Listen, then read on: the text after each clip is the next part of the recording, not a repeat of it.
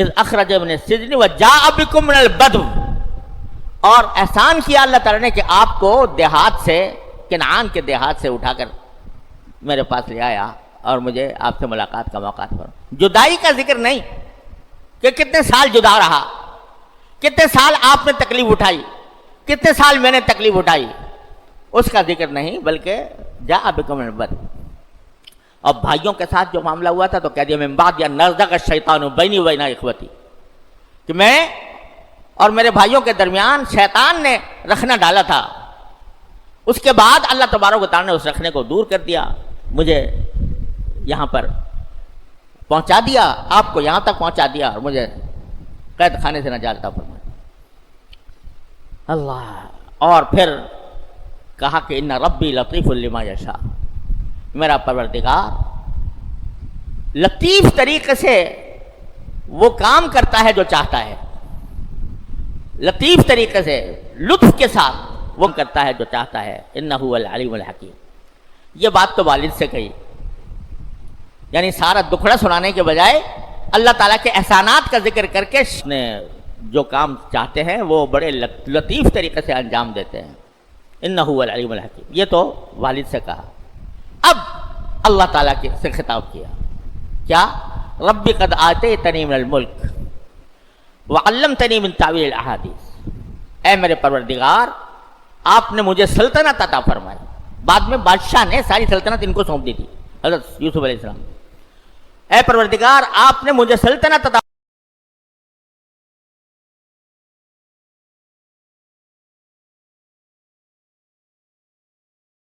فرمائی، وعلمتنی من تعویل الاحادیث، اور مجھے تعبیر بتانے کا علم عطا فرمایا۔ تو ساری جو اپنا منصب تھا، اپنی شوکت تھی، اپنی بادشاہت تھی، اپنا جو جاہ و جلال تھا، وہ سب یہ کہہ کر کہ اللہ یہ سب آپ کی عطا ہے، میں کچھ نہیں ہوں، آپ کی عطا ہے، آپ نے مجھے سلطنت عطا فرمائی، آپ نے مجھے وہ علم بخشا تعویل احادیث کا، جس کے نتیجے میں اللہ تعالیٰ نے مجھے یہاں تک پہنچایا۔ یہ سب آپ کا عمل ہے، میرا ذاتی کچھ بھی نہیں۔ یہ بندگی سکھائی کہ آدمی کو کتنا ہی بڑا منصب حاصل ہو جائے، کتنا بڑا عہدہ مل جائے، سلطنت مل جائے، اور اس کی لوگوں میں شہرت ہو جائے، عزت ہو جائے، جاہ و جلال ہو جائے، لیکن اس کو ہمیشہ یاد رکھنا چاہیے کہ صرف اللہ جل جلالہ کی عطا ہے۔ جو لوگ اس حقیقت کو فراموش کر دیتے ہیں، کسی منصب پر پہنچنے کے بعد وہ اپنے آپ کو فرعون سمجھنے لگتے ہیں اور لوگوں کے اوپر اپنی فرعونیت کا سکہ بھی جمانا چاہتے ہیں، یہ اللہ تعالیٰ نے دکھا دیا کہ دیکھو ہمارے پیغمبر بھی بادشاہ بنے ہیں، لیکن اس طرح بنے ہیں کہ یہ کہتے ہوئے کہ رب قد آتیتنی من الملک، آپ نے مجھے یہ سلطنت عطا فرمائی ہے، میرا اپنے ذات میں میرا کچھ نہیں، آپ ہی عطا کرنے والے ہیں۔ تو جو کوئی اچھائی، جو کوئی شہرت، نیک نامی بندے کو حاصل ہو، تو اس کا کام یہ نہیں ہے کہ اس کی گردن اکڑ جائے، اس کا سینہ تن جائے، بلکہ اس کا کام یہ ہے کہ اس کا وہ سر جھکائے اپنے پروردگار۔ دیکھو نبی کریم سرور دو عالم صلی اللہ علیہ وسلم جب مکہ مکرمہ میں فاتح کے طور پر داخل ہوئے ہیں، مکہ مکرمہ، وہ مکہ مکرمہ جہاں ان کو تکلیفیں پہنچائی گئیں، اذیتیں دی گئیں، ان کے ساتھیوں کو تپتی ہوئی ریت پر لٹایا گیا، ان کے اوپر گرم سلاخوں سے ان کو داغا گیا، وہاں داخل ہو رہے ہیں فاتح ہونے۔ تو حضرت انس رضی اللہ تعالیٰ عنہ فرماتے ہیں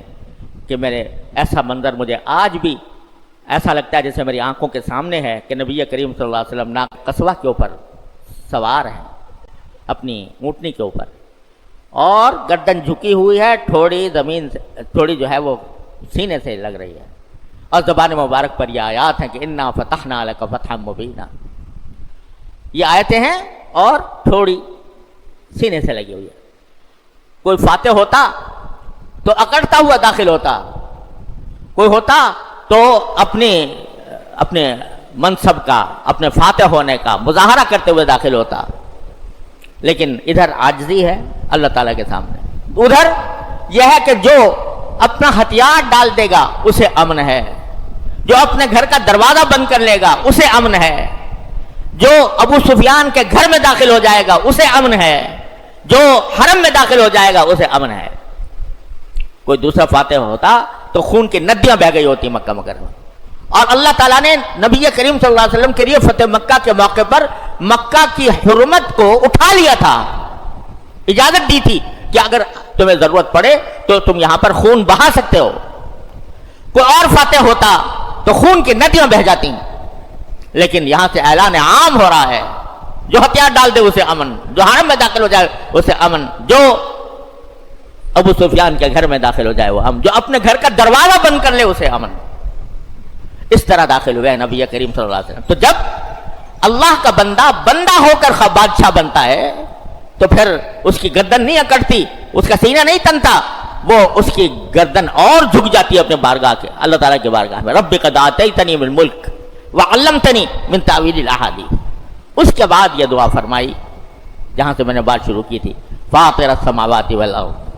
انت ولی فی الدنیا والآخرہ توفنی مسلما والحقنی بالصالحین۔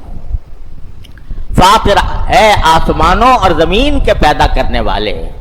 فاطر السماوات والارض انت ولی فی الدنیا والآخرہ، تو ہی ہمارا کارساز ہے دنیا میں بھی اور آخرت میں بھی۔ جو کچھ ہوا میرے ساتھ وہ سب آپ کی مشیت سے ہوا، اور میرا جو کام بنا وہ آپ کی رحمت سے بنا۔ انت ولی فی الدنیا والآخرہ، یہ الفاظ وہ ہیں جو سینے سے ابلے ہیں، ایسا نہیں کہ زمین ہونٹوں پر آ گئے، یہ سینے سے